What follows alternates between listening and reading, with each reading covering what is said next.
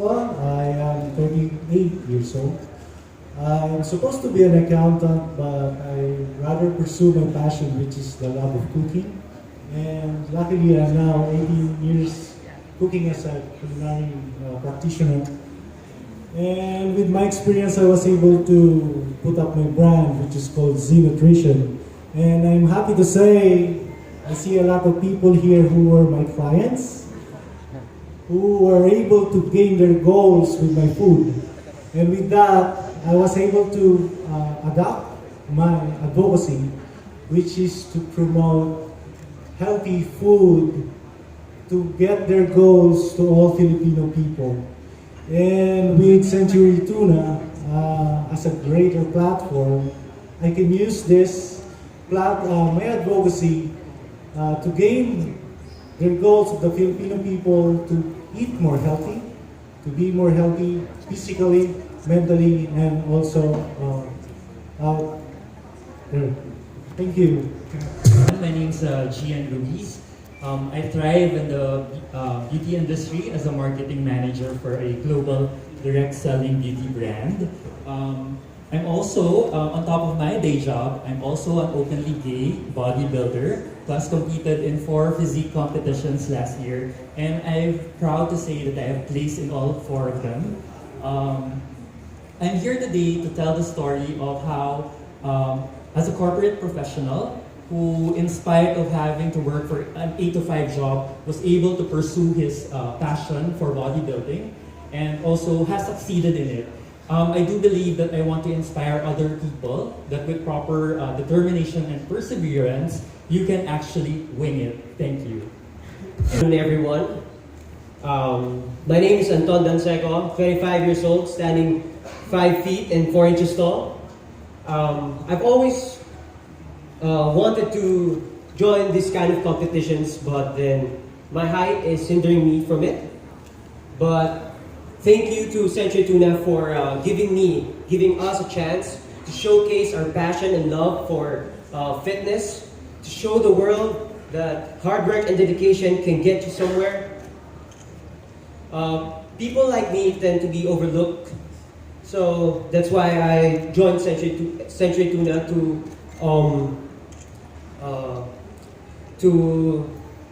remove the stereotype of that tall people, or that only tall people has the chance of winning this thing. You know, you can't do anything about your height. I can't do anything about it. But what I can do is I can improve my perspective and attitude. For me, walls and plateaus aren't meant to discourage you, but encourage you instead. Encourage you to become a better version of yesterday.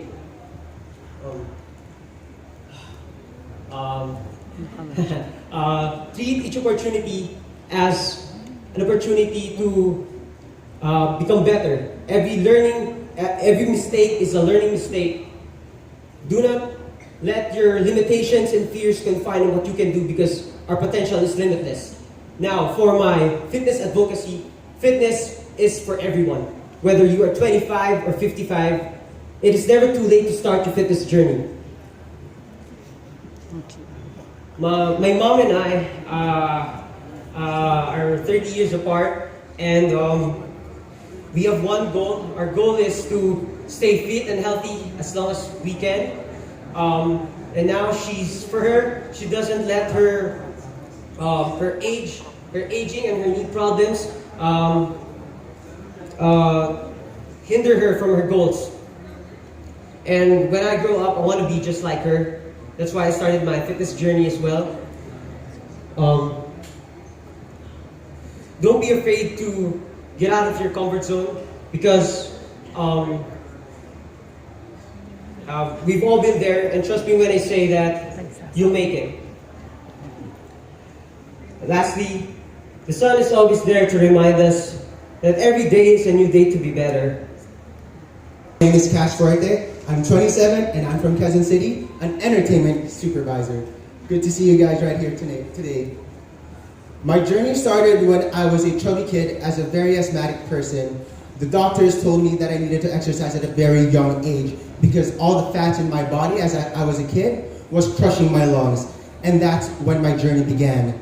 Ever since then, I continued to exercise, and I started going to the gym at a very young age as well. Was introduced to the Bakal gym, wherein I was working alongside bouncers, lifting as heavy as them, and also eating as a lot of them. So I was getting so much muscle, I was gaining a lot of fat, and I thought I was very happy doing whatever they did. Within that span, I did it for 4 years, and in 4 years I also had a good relationship. But within that good relationship, we all know that good things must come to an end, wherein that relationship had to end and made me depressed and devastated, wherein all my progress going to the gym had to stop. I made sure that I wouldn't want to be going back to that hopeless life of mine and do not want to get devastated. I cannot count how many times I got drunk and wanted to end my life.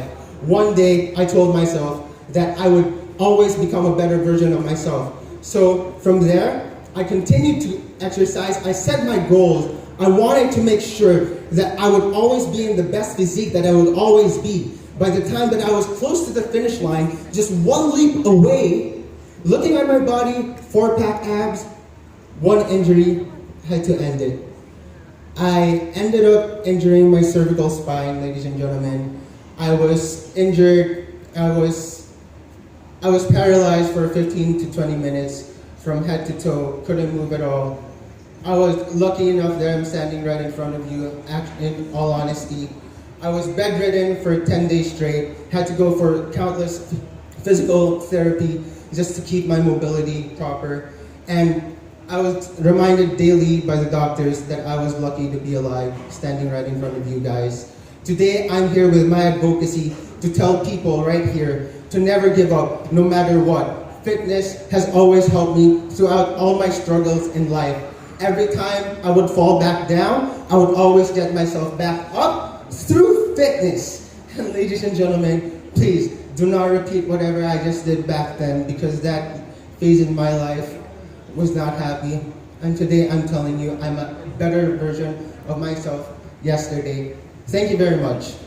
Everyone, my name is James De Los Santos and I'm 30 years old.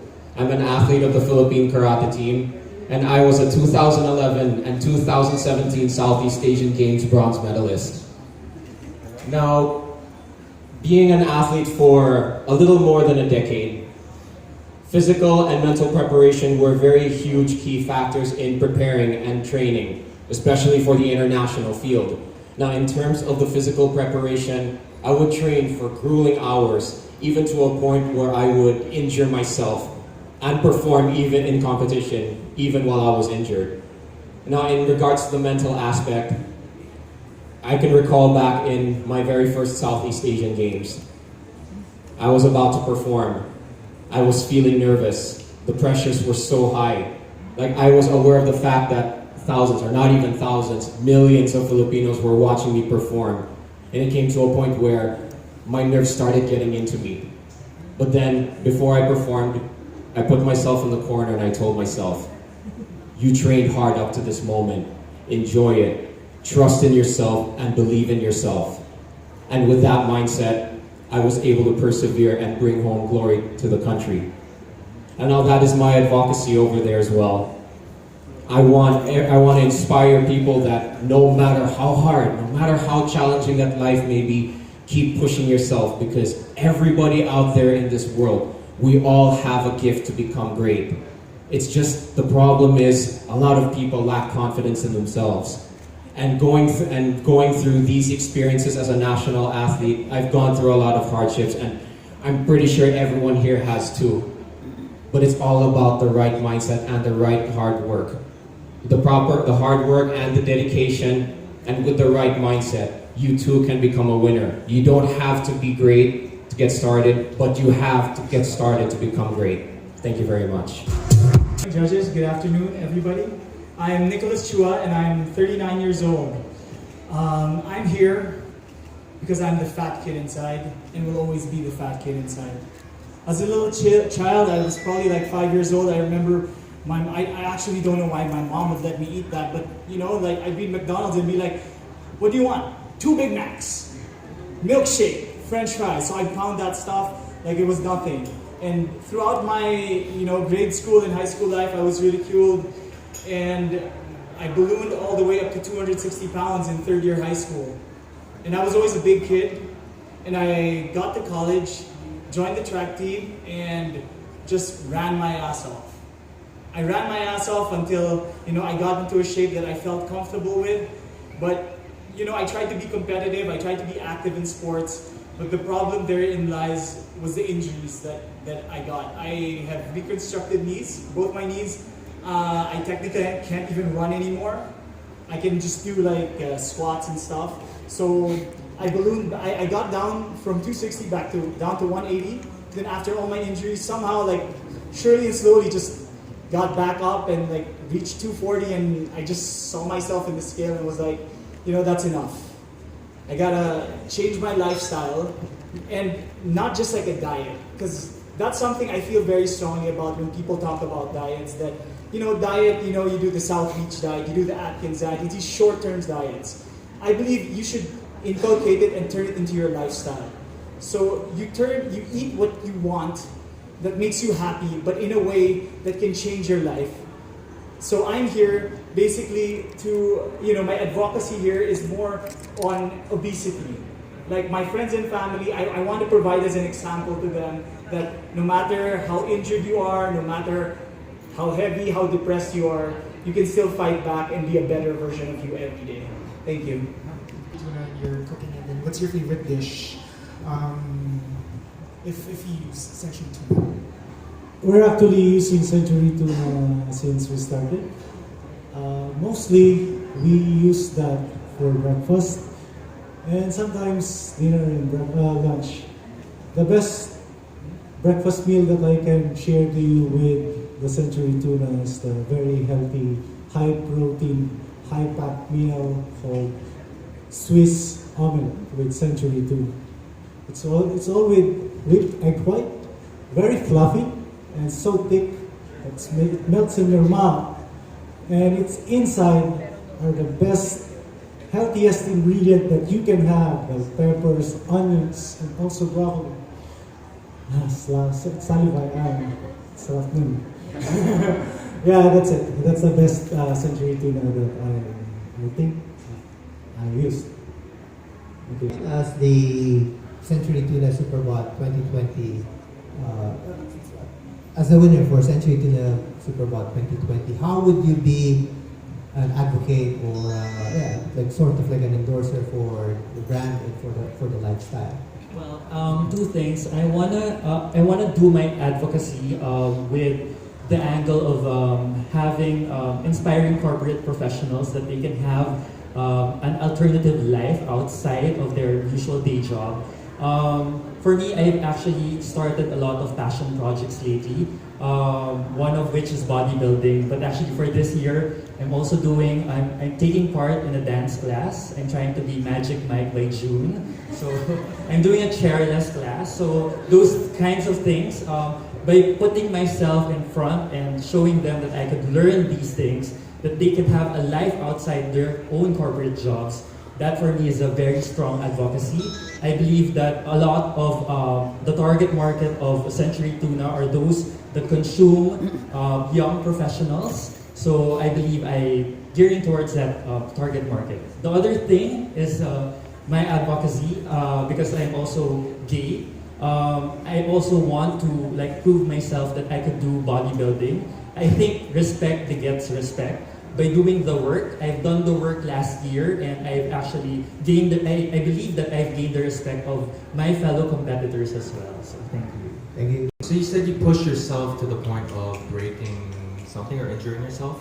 Yes, I have gone through that in previous international competitions. I mean, despite that, it would come to a point where, if I can recall, I competed in Vietnam and I had an injury on the back of my knee, and this was 2 weeks prior to the tournament. But since my name was already listed on the lineup, I still went out there and I competed. And surprisingly to myself, I was able to bring home a medal despite the injury.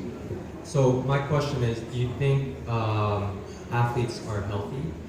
And what is an overlooked aspect of recovery? I would say that Yes, we have been told that athletes are a symbol of health because we always have to make sure that we are in top condition, especially for international competition. But it was unfortunate that I did have an injury prior to my competition. And of course, in training, that you always have to take care of yourself, always make sure that you are executing your forms properly to prevent any type of injury. And of course, diet is also is key in maintaining a healthy body, because that really plays a huge factor in putting out an excellent performance in competition. Thank you very much. What sport do you do? Karate. So you represented the country for karate, kumbaga, so you worked hard for that. It's not a joke, no? How hard have you worked for this competition, and if ever you get in, how hard would you work to be on the top? Kumbaga? Well, over the years as a national athlete, I've developed the mindset to always work hard in anything that you do, no matter what. And I will admit that this is something new to me, because I will also admit that being a national athlete for quite some time, it has always been in my routine to wake up, train hard, and go to sleep. This has been my routine for so many years, and I want to also explore on other things. Like, I wanted to get out of my comfort zone and try new things, because that is a way of growing as a person and also learning new things. That I see that, yes, this is also a very serious competition. It's something new to me. I admit that I was scared of trying out at first, but I told myself, hey, life is short. Go out there and do everything that you can. Thank you very much.